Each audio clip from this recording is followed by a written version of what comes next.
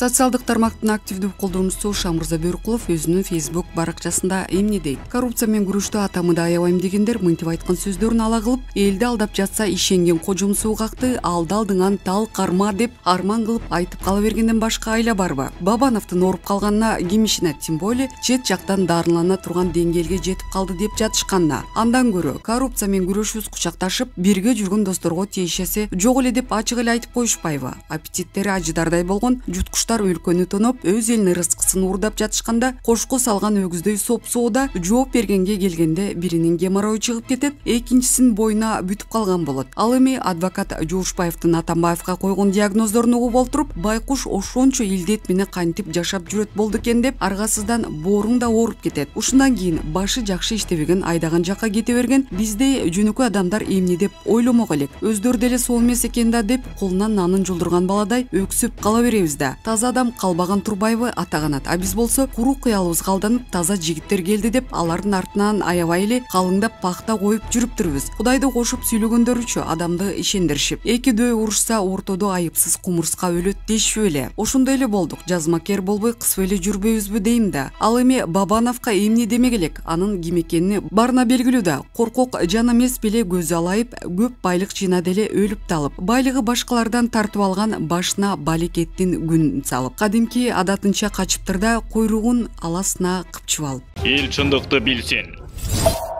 Ысык көлдөгү 18 жаштагы баланын өлүмү боюнча экспертизалар дайындалды. Ысык көлдүн Бостер айылындагы Золотые пески пансионатынын аймагында болгон каргашалуу окуя 18 жаштагы уландын өлүмү боюнча сотко чейин өндүрүш башталды. Бул тууралуу облустук милициядан кабарлашты. Маалыматка ылайык тиешелүү соттук медициналык экспертизалар дайындалды. Экспертизалык иштер аяктагандан кийин гана кайсы бирине боюнча кылмыш иши козголору белгилүү болот деп айтылат маалыматта. Эске салсак, 27 июлда Золотые пески пансионатында аквапарктын түтүкчөсү 18 жаштагы жигитти соруп кеткен. Жерине куткаруучулар, Ички иштер министринин кызматкерлери жана эс алуучулар тартылган. Түтүкчөнү кесип маркумдун жансыз денесин алып чыгышкан. Булак говорит ТВ. Эл чындыкты билсин.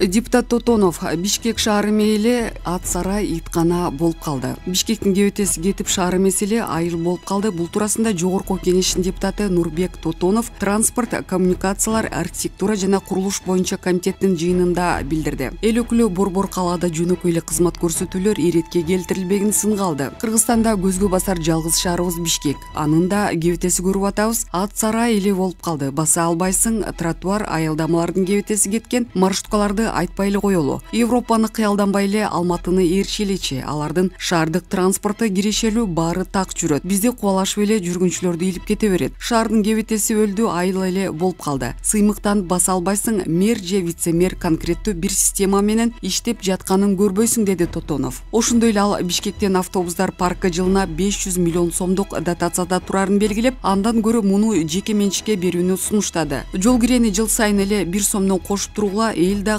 албайт. Бензиндин баасы бизден 5 эсе арзан. Алматыда жол кире салыштырмалуу кымбат. Анан эле экономиканы ойлой, популизм менен эл көтөрө албайт деп кыйкырып коюшат. Системалуу реформага бара турган убакыт келди. Шаарыбыз аткана, иткана болуп кетти. Көчөнүн баарын ит каптады. Аны кармайын десең, итти атканча мени ат деп чыгат. Борборду көчөлөрдүн ичи таштандыга толгон, деди депутат. Аны менен катар учурда мэрдин милдетин аткарып жаткан Бактыбек Кудайбергеновду сындап, айыл өкмөт башчысын мэрлик отургузбай, чыныгы мэрди алып келүүгө чакырды. Булак Медиаплов Азия. Эл чындыкты билсин.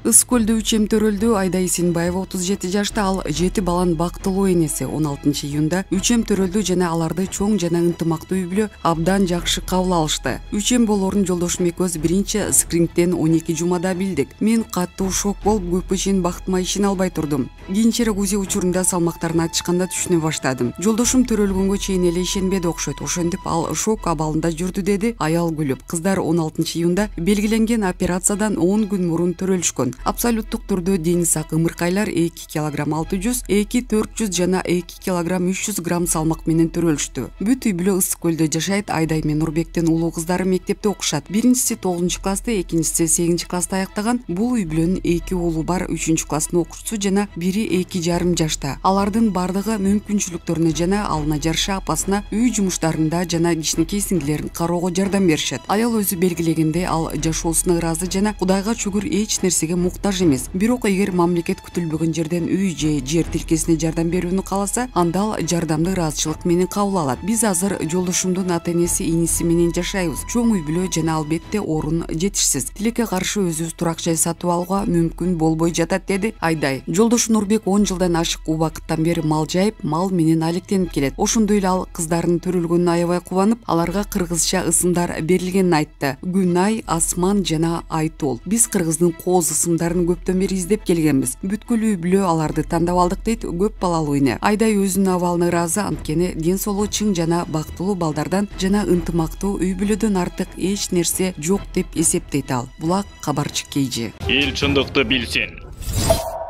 Айсулуу Тыныбекова Токиодогу Олимп оюндарына сапар тартты. Бүгүн 28 июлда Кыргызстандын 3 спортчудан турган күрөш боюнча айымдар курама командасы Токиодогу Олимп оюндарына бет алышты. Белгилей кетсек, спорттук мелдешке Айсулуу Тыныбекова, Мээрим Жуманазарова жана Айпери Медет кызы бара жатышат. Команданы кураманын башкы машыктыруучусу Нурбек Изабеков жана улук машыктыруучу Жогорку Кеңештин депутаты Байгазы Кенжебаев баса. Белгилеп кетчү жагдай, ал депутат болгонго чейин эле улук тренер болчу коштоп барат. 1 августта Айпери Медет кызы беттешке чыгат. Анын эртеси Жуманазарова. Ал эми 3 августта Тыныбекова. Эске салсак, мындан бир күн мурун Олимпиадага грек-рим күрөшүнүн балбандары Жоломан Шаршенбеков, Акжол Махмудов, Атазбек Айсбеков жана Үзүр Жусупбеков жөнүп кетишкен. Команда менен бирге башкы машыктыруучу Азат Иримбаев жана улук машыктыруучу Улукбек Карачолоков чыккан. Грек-рим күрөшү боюнча биздин спортчулардан алгачкы болуп 1 августта Шаршенбеков старт алат. Булак Кактус Медиа. Эл чындыкты билсин.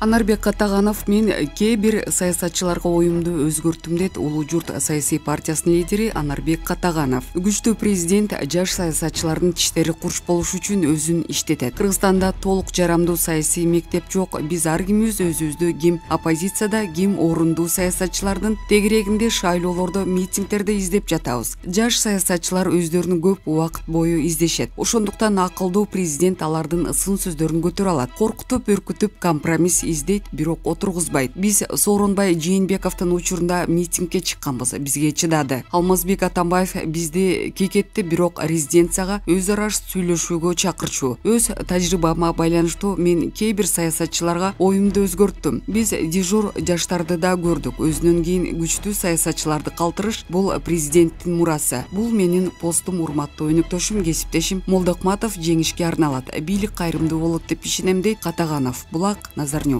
Эл чындыкты билсин.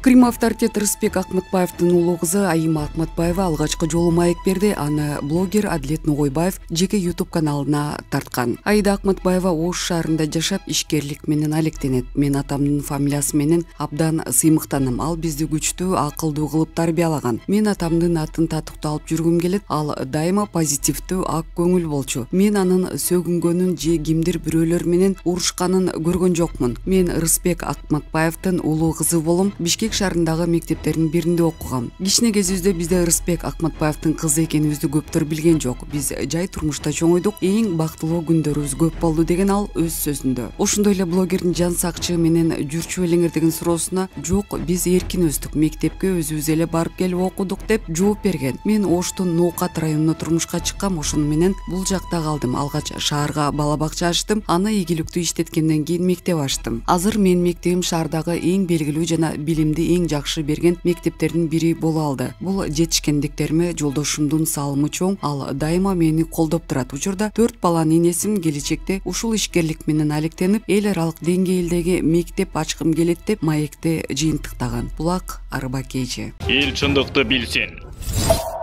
Камчыбек Ташиев Үсөн Сыдыковдун үй бүлөсүнө көңүл айтты. УКМКнын башчысы Камчыбек Ташиев коомдук жана мамлекеттик ишмер Үсөн Сыдыковдун каза болгонуна байланыштуу үй бүлөсүнө көңүл айтты. Үсөн Сыдыков көп жылдар мамлекеттик кызматтарды аркалап Кыргызстан түптөлүшүнө салымын кошкон инсан болчу. Бүгүн арабыздан түбөлүк жайына узаганын кайгыруу менен кабыл алдым. Маркумдун артында калган үй бүлөсүнө, жакындарына терең кайгыруу менен көңүл айтам. Жараткан жаткан жерин жайлуу, топурагын торкоо кылсын. Белгилей кетсек, маркумдун жакындарынын айтымында коштошуу зыйнаты эртең 29 июлда өтөт. Үсөн Сыдыков 1943 жылы Ош облусунда туулган. 1971-1992 жылдары Лейлек, Базар Коргон, Кара Суу райондорунда Ош облусунда коммунисттик партиянын жетекчилик кызматтарын аркалаган. 1992-1995 жылдары Казакстандагы соода өкүлү, Кыргыз Дан Азык ишканасынын жетекчиси болуп эмгектенген. 1995-2000 жылдары Жогорку Кеңештин депутаты болгон. 2004 жылы Кыргызстан элдик кыймылын аткаруу комитетинин төрагасы. 2005-2006 жылдары ошол кездеги мамлекет башчысы Курманбек Бакиевдин президенттик администрациясынын жетекчиси. 2006-2008 жылдары мамлекеттик кеңешчиси болгон. Сыдыков Жаң Кыргызстан партиясынын жетекчиси болгон. 2010 жылдын 14 майында өлкөнүн түштүгүндө контрреволюциялык аракеттерди уюштурууга шектүү катары кармалып, 2 июлда үй камагына чыгарылган. Булак Назар Ньюс.